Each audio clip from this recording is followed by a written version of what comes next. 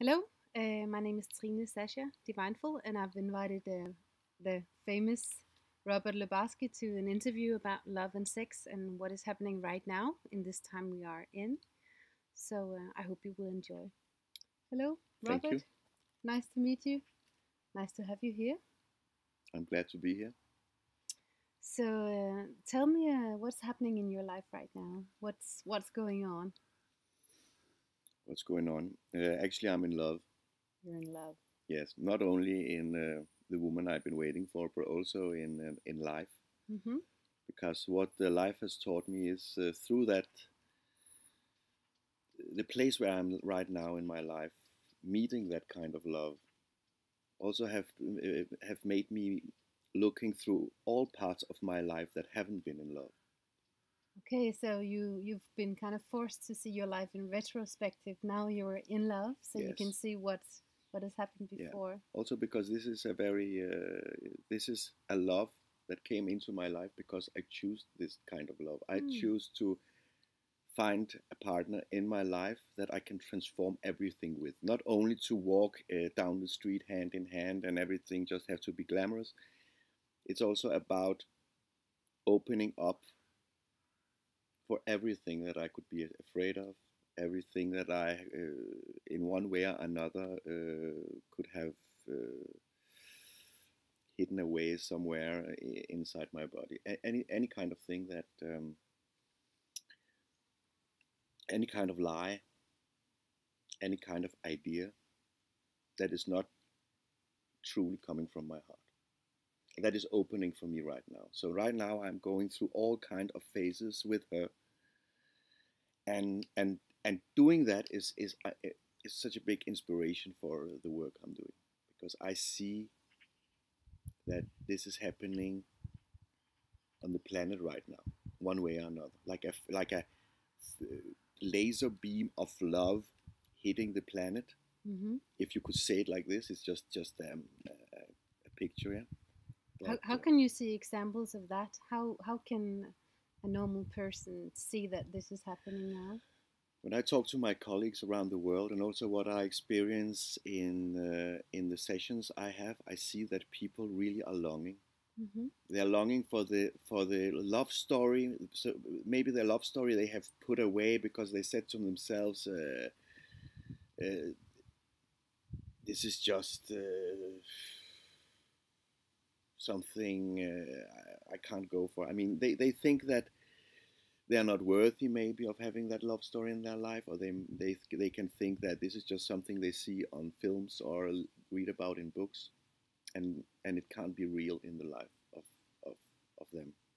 The But Hollywood lifestyle of love is not really it's not really what's happening now. It's more, as you say, the more honest kind of love or more no, true what or I'm what? really no. Actually, what I'm saying is that the love story you are longing for when you see a Hollywood movie Mm-hmm. is there for you.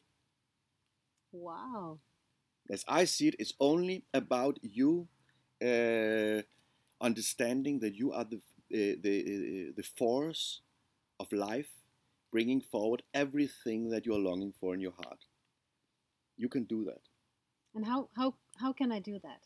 You can do that by being love, talking love, walking love, touching love, saying love. How do I say love? You have to be you have to be in contact. You have to be bevidst. What can we say? Conscious? Conscious. Yes, you have Mm-hmm. to be conscious about everything you're doing actually, because everything you're doing, every word you're saying, is creating reality in this life. So So it's like law of attraction. What you speak will be the yes, truth. but Yeah. it's into the small things, because also in relationships, for example, we have so many things that hurts us, so many things, so many small pockets of sorrow that we go into with each other, Mm-hmm. and normally we just put a big smile on and say no, we have to go through these things, and we are not talking about them. We are not showing ourselves with all our fear and vulnerability for real. We are not doing that. We are not doing that in life, and we are not doing that in relationships. And what consequences does that behavior have in a relationship and in life? Every time there is the smallest little lie, the smallest little thing that we don't say or speak out loud, we keep it inside, and it creates like a bubble. And that bubble can never go away. It has to hide somewhere in the body. And that bubble makes distance.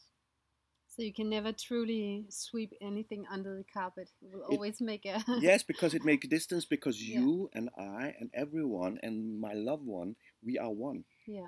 We are one. We are the particle of love.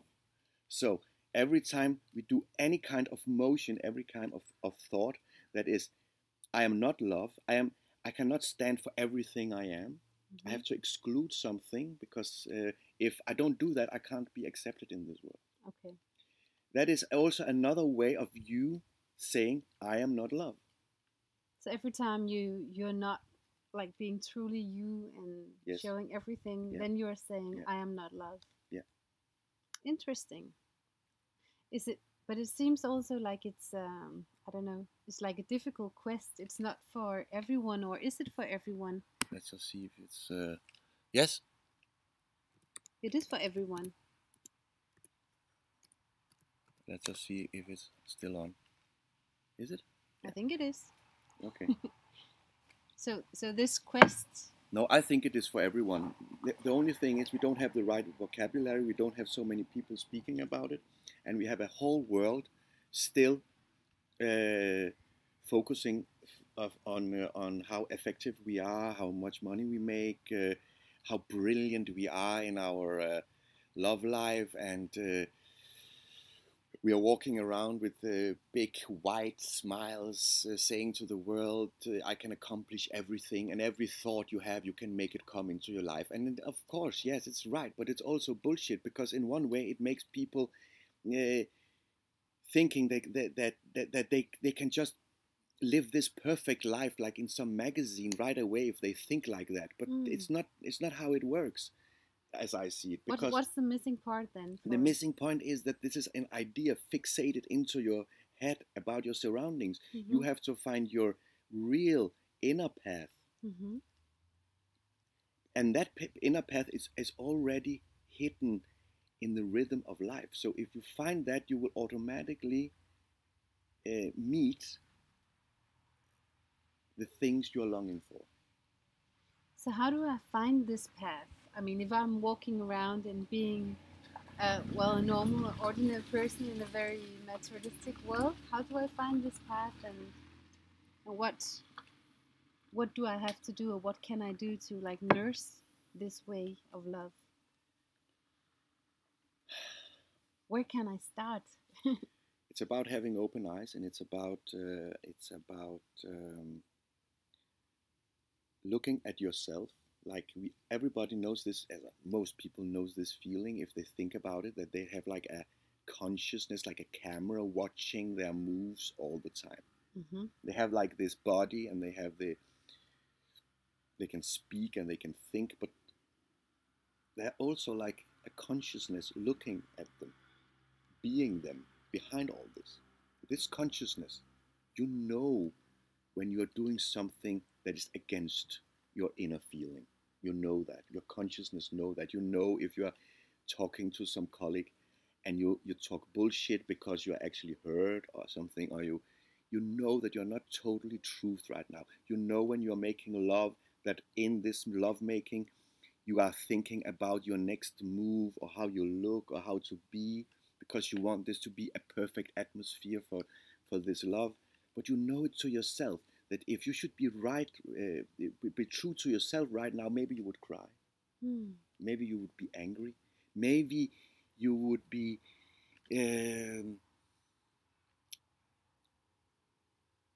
hard to handle.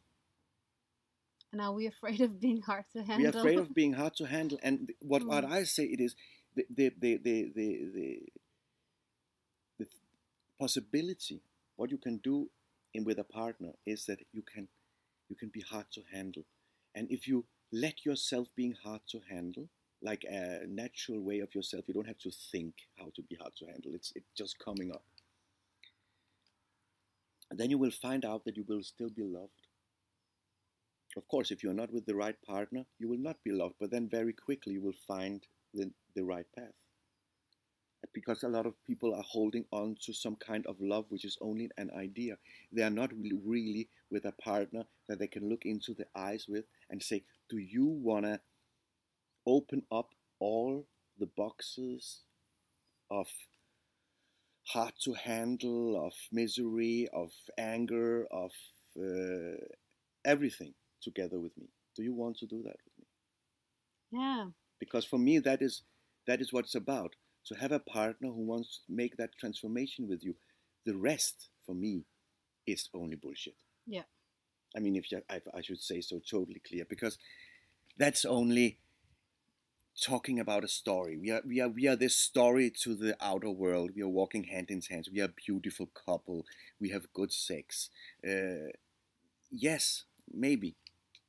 But what is truly happening inside your heart?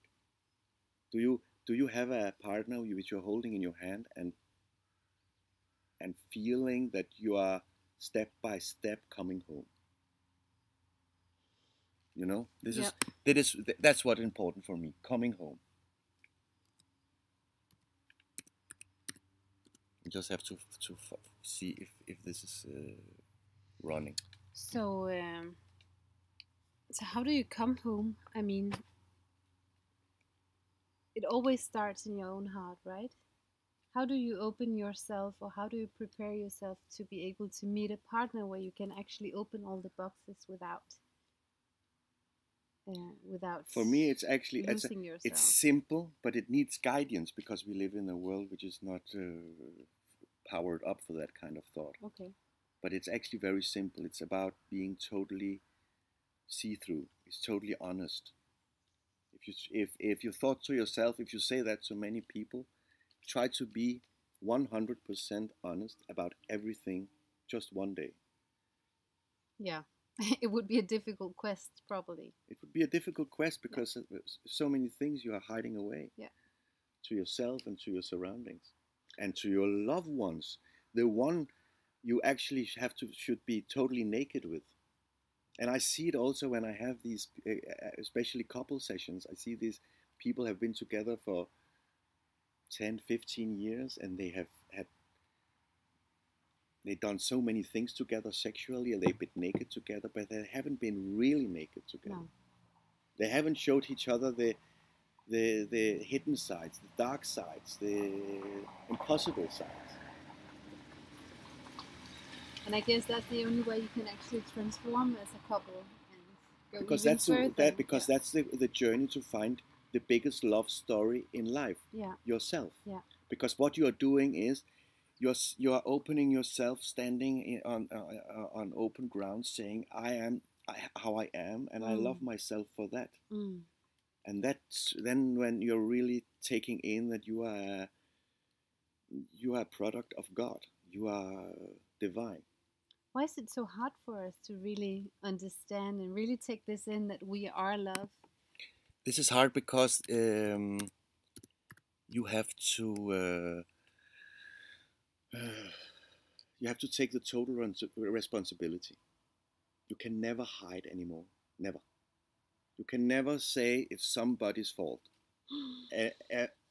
Evermore. Yeah. Nothing.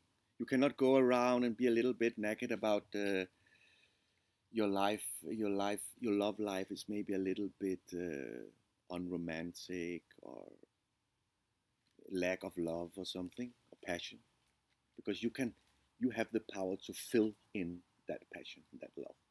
And if your partner is not on with that game with you, then you have to have a discussion about, maybe this is the end of this relationship. Maybe we have to move to something different. Yeah.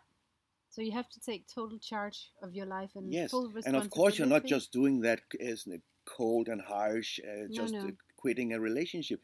But you have to really find your own truth. Are you really the right place in your life? Because as I see it, if you have a partner that wants to do the same thing and transform as you can go through so many problems, but still in the end of the day, you look into each other's eyes and you can say to each other, I want this. Yeah. We can yell at each other. We can go crazy. We can go into fearful emotions from our childhood that suddenly comes up and we don't even know how and why. But together we can transform them. For example, you can have I tried this many times. I had a nice love with my girlfriend, and everything is totally harmonious and fantastic, and in love and everything. And then suddenly we can discuss something about the home or some ridiculous thing. And suddenly an emotion can come up. An emotion comes, and it comes from the childhood or your young life or an earlier relationship, anything. Some emotion, a hard emotion. Maybe you think you're too much or something like that. And then you start to discuss. But actually the subject you're discussing, I mean, it's not important. No. It's the emotion. But what is happening is that in few minutes, you actually have a hard time touching the other person. Of course. And everybody knows this. You actually, it's like you are building up this wall between you. And just to imagine that you should actually hold the other person is a really hard task for you. And you know this when you're actually, with your consciousness, you see that happening while you're discussing. Why are you doing it then? Why are we constantly creating these walls between Because us? we want this fight. We want our ego wants to win. We are not letting go. We are not letting our pride go. We are fighting for our pride because what we have been taught in life, that you have to be something to be loved. And something is something outer. Yes, yeah. Don't have that belief system that actually the most strong place you can be is the most vulnerable place, because when you are there, nothing can be taken away from you. And a fantastic training you can do with your loved ones, for example, if you have that possibility, is when you are in this field of emotion where you can't actually touch the other person, then you are forcing yourself, like the power of creation, putting your hand through this wall in the middle of this energy field and actually touching the other person. And when you do that, you feel such a power because something is happening inside you. You see that you are love. Yes. And you can actually penetrate this energy, which is only an idea. And when you learn to do that, you can actually penetrate a lot of these walls that are also in society. And as I see it, you get in touch with what is real magic. Yeah, it sounds both plausible, and I can totally imagine that thing. It's also about when you're actually touching. It's really difficult to hold this negative energy because we. Yes, and you can do it in the middle of an argument. Yeah. Stopping your argument and you can't say what you're doing because that it would be automatic. So I can't tell people what to do. I can only say to them, try to be totally and utterly in love in that moment. Yeah. And then the discussion will fade away immediately, because that you can't fight with a person with he or she is on her knees in love. But of course, your pride will fall. So, I also heard, I think it's Lao Tzu, or I think it was, who said that the one without an enemy is always the strongest. And the one without the enemy would always be the one who comes in love. But why is it so difficult for us? Why are we so afraid of being vulnerable? Ugh, I hate that word. Yeah, but that's so difficult for me. It's I mean it's a lot of things, but mostly we are living in a world which is it's not about that. No, it's fear-based. It's about fighting.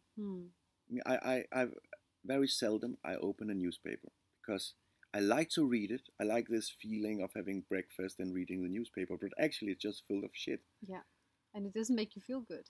It doesn't, but it's also nice to see what's happening in the world. But actually what you see, it's a very masculine-dominated things are happening in the newspaper. Most of the things are about war. It's about fields on the planet that are where every source is taken away from, like, pollution and pollution, yes, and misuse, abuse. because we have to suck everything out of everything, and we have to be totally on the top all the time, and we have to be successful, and we have to. And what I see, it's a stressful energy, and that is and some part of it is very good, because this is the masculine way and the action, but there is not a balance between the masculine and the feminine. And right now, how I see it is, we are waiting for the rise of the feminine, and it's there, and that is actually this. It's connected with that laser beam of love that I'm talking about. This is Mother Earth. This is the womb of the feminine starting to waking up. And we are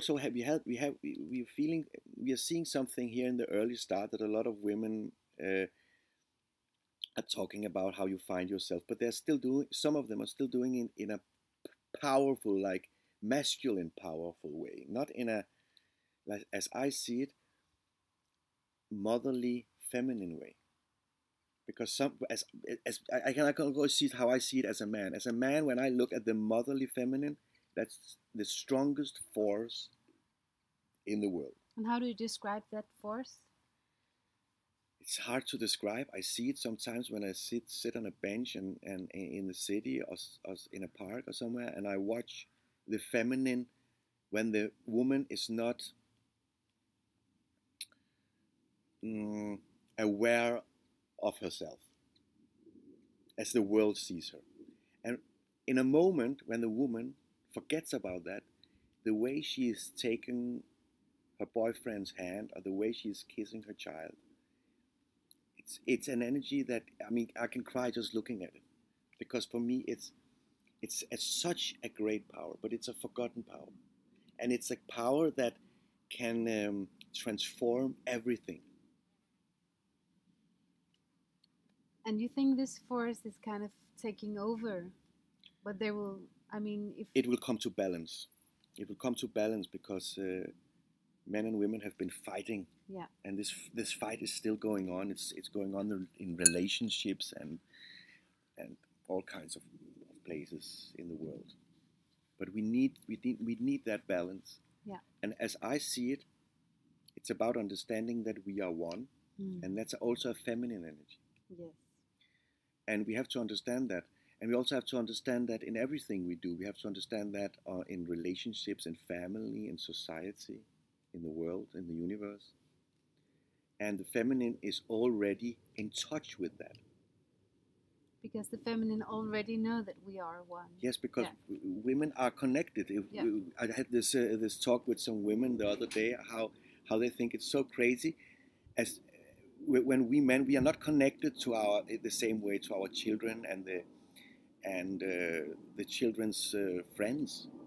A woman, when there's, for example, she has some children, and then they play with some friends, very quickly she's also connected with their friends. Yeah. She just instinctively know if they are hungry or if they need something. As a man, you don't know that. You can have a plan for that, and knowing you should say that at a certain time in your head, but you're not doing it automatically. Because you're not connected in that way. I heard this wonderful African proverb. I use it often. It says, if you educate a man, you educate a person. And if you educate a woman, you would educate a village or a society. And it's kind of that, right? That the woman is automatically more connected, and she would automatically be sharing. Yeah. She would be sharing the gold, and the man would just put it on, on a tip point, keep it for himself, maybe, or he just has another. The man stays in. He's in focus. He has the direct connection with God, if you could say it like that. The understanding of having a vision, and that vision he can bring forward to life. But many men don't understand their vision because they change it. They have a mission instead. Mission coming from maybe their father wanted them to have a special kind of job, or maybe a mission put onto them by society that they should have money or something. A vision is something you are ready to die for. It's something that grows inside your heart. But for a man to really find that, then his illusion has to die. And for a man's illusion to die, he has to be able to give everything he is, his whole life, into the womb of a woman. Let him die in that, and she will put his vision back. He will shape his vision. That's why women are a muse. That's how I see it. Because we men are afraid of women. Why are you afraid of women? You're afraid of women because you have that power of creation. You have that power of life and death inside of you. You can create life, but you also have the power of death. You take the cells of our semen and you choose one with your egg. The rest will die. And we know that instinctively. We know that you have that force, and we don't understand that. We can intellectually try to understand it, but we can't understand it inside of us. And the way that women are in touch with life, that also scares us, because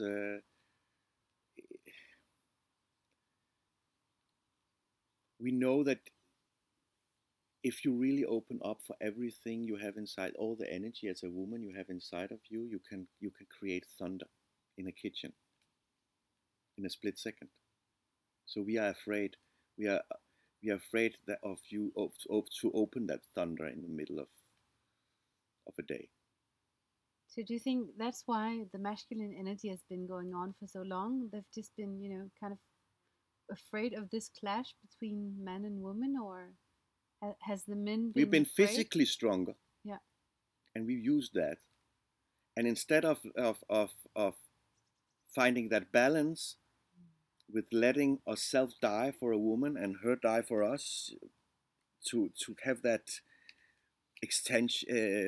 exchangement of energy, we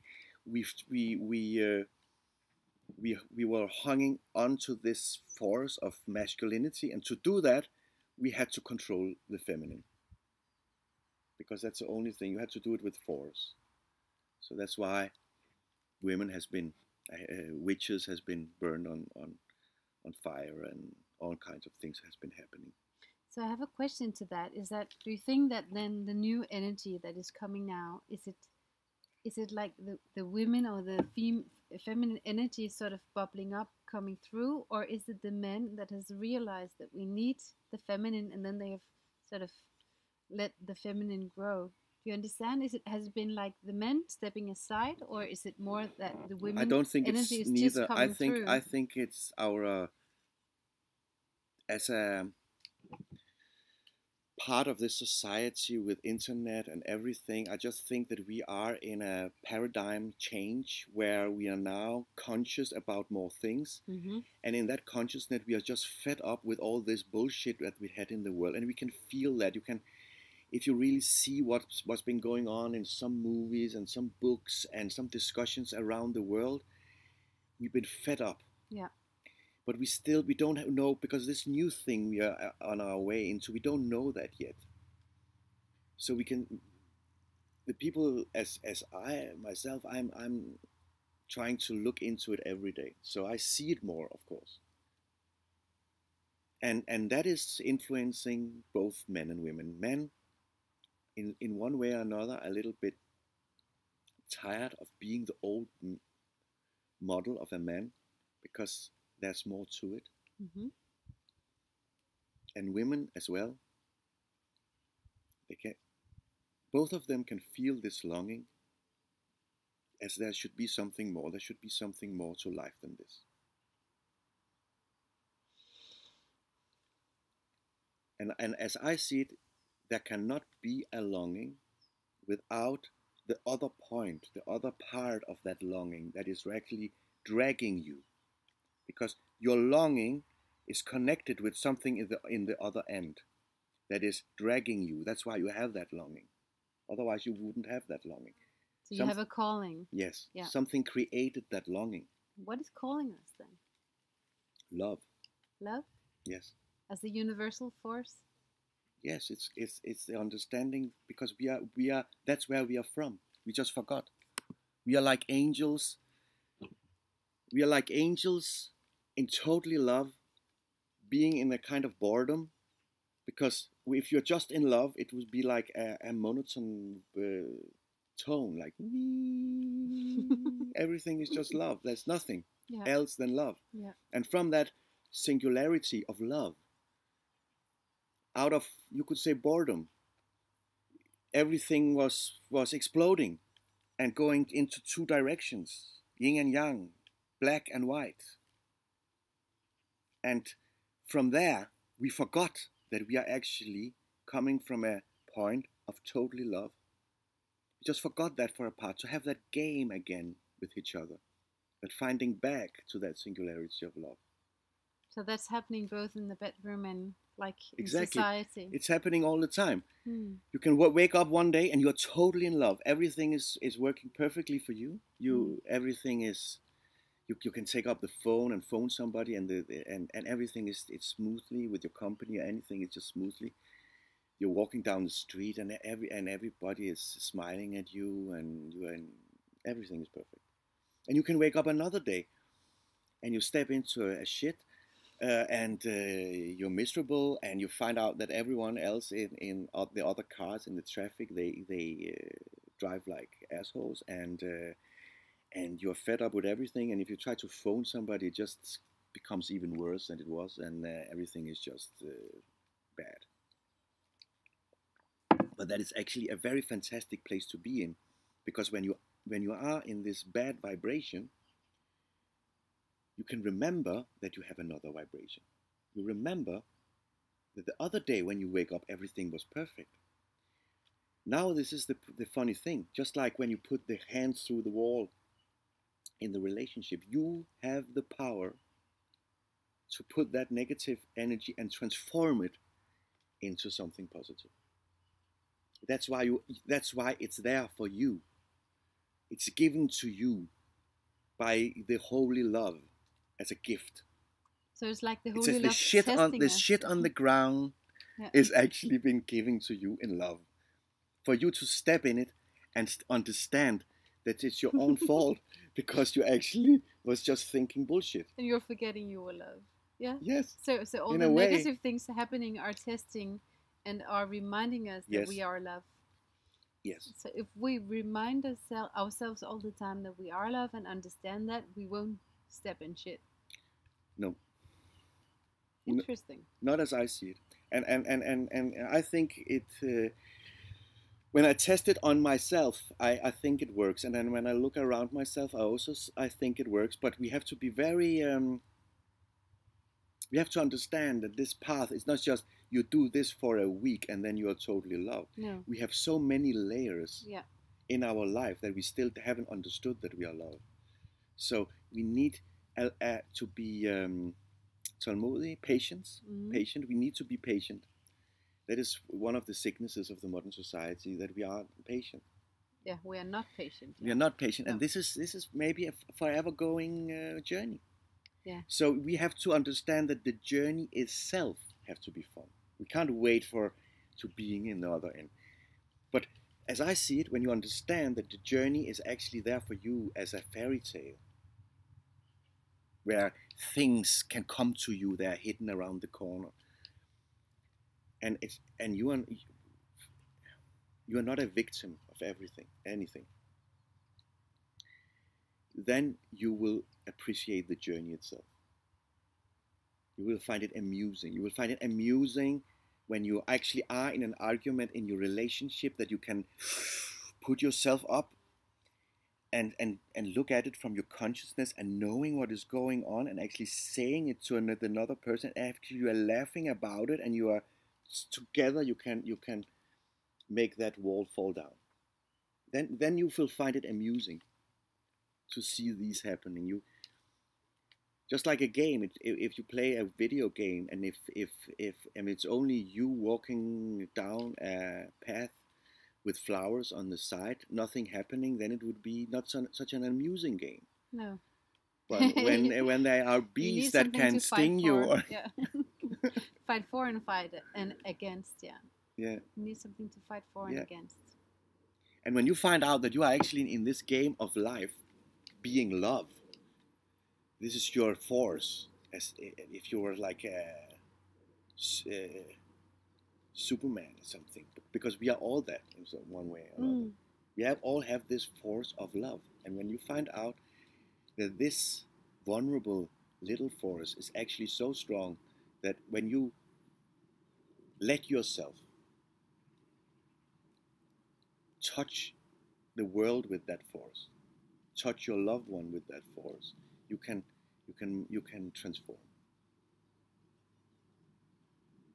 I totally envision like you walking around and then you touch something and then it's like it goes from grayscales into colors. But you can do that. It's amazing. You can do that but often we are afraid. We're afraid to walk on towards somebody on the street. Maybe we can feel inside that they need a hug. They need something. But we don't do it because then our brain thinks, no, I shouldn't do that, and a lot of things can go on in our brain, yeah. But if we do it, we actually give love. So what do we need to let go of in order to be able to be this we have to love? We have to listen to that inner childish voice that is our inner child that's been there all the time. And how do I know if it's my inner child talking and not some voice in my head? Or you could do a lot of different things to examine where the voice is coming from. One example is that you can close your eyes and you can put your hand on your heart, and then you can let you have two things to choose between in life. And then you can say one of the choices out loud, and then you can say the other choice out loud, and you can put pictures to it, try to describe it for yourself, and then you can just be aware of how your body feels, not thinking. How because it feels. Yeah. when you're thinking, then it's when it starts to get tricky. Yeah. Just how do your body feel? Does it feel tickling with love, or does it feel heavy? And is that how you navigate in life? Yeah, for example, that could be it. I can feel, but I don't know. As time goes, I don't have to put my hand here. You can just feel. A lot of us can actually feel it. We can feel when we are walking into some kind of social gathering or something, and we don't really. Something is not right, and we have to examine why isn't this right? Is it because I didn't have that talk with this woman or this man? Because something is bothering me? Maybe I should have that talk. Or maybe it's just the whole environment that I don't want to be here. Actually, I want to be another place. But I find out when I examine myself in that, and I'm actually saying to myself, you have to do this. You have to, if it, for example, is, I have a landlord, the place that I'm renting, and I have some, he's a very nice man, but he's very strict about getting his money and everything, and in some funny way, that's provoking me. Something from my childhood, something that makes me unsafe in the surrounding of my home. But instead of saying what is wrong with him, he should be different, I would wish I had another landlord, for example. Instead of doing that, I have to understand, what do I have to do? What is he actually touching in me, where I still have some fear, where I still haven't raised myself, where I have fulfilled some part of myself, where I'm not. Maybe he is reminding me of some places where I see myself as not grown up in the right way. Not worthy. Not worthy, because the path that I had in life also I had to live my life a little bit differently. Can you tell us more and a about little that? bit more childish in one way, and that is a beautiful journey. This is my journey. But now when I have to talk to people around the world about it, sometimes I can feel guilty, because in one way it has come to me so easily. What has come to you so easily? The way of the being, knowing, or the knowing of these things. Yeah. But in another way, it hasn't. Yeah. Because I have been dragged through so many things in life. But as you see it is, and this life where you have to take an exam and go to school, or in that measurement, that I can have this thing of being guilty that I haven't gone through these things, but I have gone through them in another way. So you feel guilty. You can feel guilty about not have been fitting in the box. Yes, yeah. yes. Yeah. And I have to be aware of these things. Yeah. Even if I have been talking about these things for many years, I can still feel it when something is touching me. And actually, I have to be very thankful, because everything I'm touched about, something that can make me feel guilty, I know that this is a kind of mask I have been putting up myself, to not letting myself understand that I'm actually loved, totally loved. So what this landlord is doing is, he is actually just a big service for me. Not knowing it, of course. He probably doesn't know it. No. Because he's not working with these things, so he doesn't say, I'm actually... I'm here to teach you about you being loved. Yes. Of course not. But that's also a very deliberating way of seeing people, things, and events, that they come to teach you something. They're not there to drag you through life. They're there to show you something that you're not aware of. Exactly. And the hardest teachers is the people that you are in relationships with, or have been in relationships with, because they are in what, most of the time, of course, your parents as well, but they can really put their finger deep into the wound. Yeah. They have special trigger fingers. They have special trigger fingers. For example, I was married to a woman for many years, and for me, she was the best friend of my life, and I loved her so much. I was never passionate about her, and I thought to myself, that would probably happen one day. It's okay. The passion will come. But I love her as my friend, and as I was always, even if I had other girlfriends, I was talking to her, being with her, sitting with her late at night, talking about life and love. And I was in love with love. In love with being in love. So I found I was in new relationships, and I was always talking about it with her, and I so much wanted to have a relationship. And then this voice came to me that I should have a relationship with her, and we just started that relationship. Actually, just about talking about it, not as a start of big passion. Just we said to each other, let's start this relationship, and we had a great relationship, and I had 3 kids with her, and it's fantastic. But I forgot one thing. I wanted so much this to happen, that as time grew, we were not open to each other.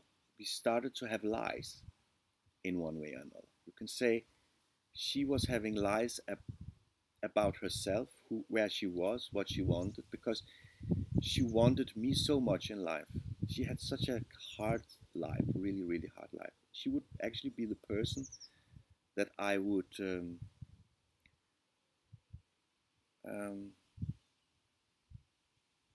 never do anything wrong to her. She would be the last person in life that I could harm in any way. And isn't that funny?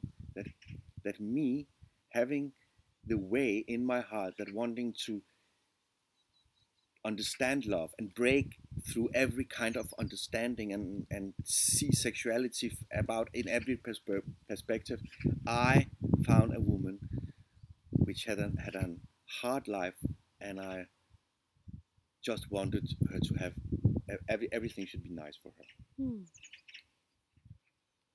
And how is that putting out those sort of criteria for a relationship? What do you think lies happened? We both wanted this relationship, and the last thing we wanted was a divorce and everything. We wanted to stay together, and we had a very, very nice life. But something in the dark hours of the night, where everything was quiet, I knew to myself that something went missing. And if I should be really honest to myself, I know that I was wishing there in the darkness that a woman would come that would like to see me with my sexuality and everything exactly the way I was, without me feeling guilty. Looking into my eyes saying, and I want to go with you all the way. Because my ex-wife said that. She said that. But she also said it in some kind of lie, because she wanted the picture of us. And see, that is a totally another way, another thing. And I didn't understand that, so I was in a big dilemma, because I couldn't hurt her, because I think if I hurt her, she would die.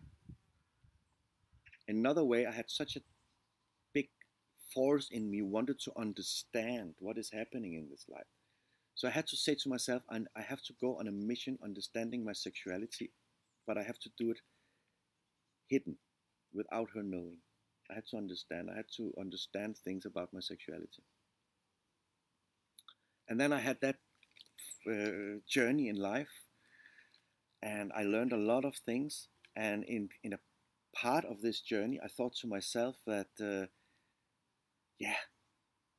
sexuality is so liberating, and it has to be free, and we have to share it, everyone. And look how many terrible problems we have in life because we can't share our sexuality with each other, and we have to have partners and holding on to each other and saying what is right and wrong.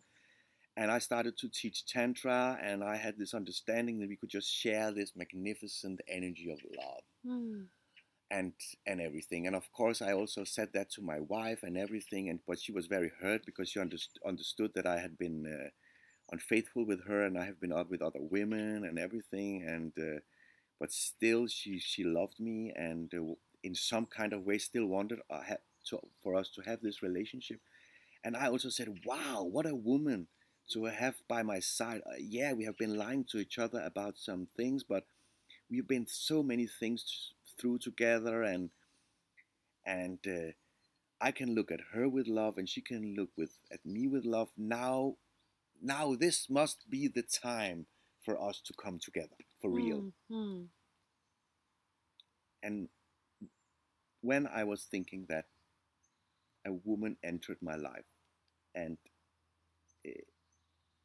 I never tried anything like that in my life. She just touched me, and I started to cry. Wow. It was I don't know, it was like finding ever. I knew that this was my home. This was like meeting my mother, my sister, my daughter, my everything. I'm everything with her. It's like being the best friend, meeting from kindergarten. It's like everything. I can be her woman. I can be her man. We can go. Everything is okay. What do you mean when you say you can be her woman? Just because she is that. She's very masculine sometimes, and when she's masculine, she's like a man, and I'm like a woman. Maybe I've tried it in other lifetimes, or I don't know. I just have to be sure that this is on. Mm. I don't know how. I just earlier in my life, I liked to play with the fantasy of being a woman and being taken by being a woman, being taken by a woman as she was a man and things like that. But it always has to been in some kind of a fantasy, and she had to put special clothes on. There has to be a special atmosphere and this kind of thing. Yeah? So it will be a role play. Yeah. And it would be fantastic. It would be sexy and horny thing and all kinds of things. Very nice. But with my girlfriend, it is like the most natural thing. Suddenly, just the way she touches me with one finger, suddenly I'm a woman. Everything inside of me is like a woman. And she's like a man. And I don't have to think about it. It's just like it is. And it can just change in rhythms. And the funny thing is, when I could already feel it happening when I had the role games in earlier days. But now with her, letting myself being in the feminine energy teaches me so much about being a man. So the more I understand my inner woman, the more I grow into the man I really am. Wow. That is so That's funny. amazing, and it actually makes really sense. It is, and you know what my theory is? Because if I'm afraid, in one way, afraid of the woman outside of me, not understanding this enormous power she has in her womb and this Mother Nature and everything. When I understand my inner woman, then I can understand her. Wasn't this your child calling? It was my child calling. In this energy, your child was calling. Fantastic. So I think we have to round this up. It was really nice talking to you. You too. we could talk more another day. Yeah. Thank you. Cheers. Thank you. The child is calling. Mother is running. Mother's running. Thank you. See you soon.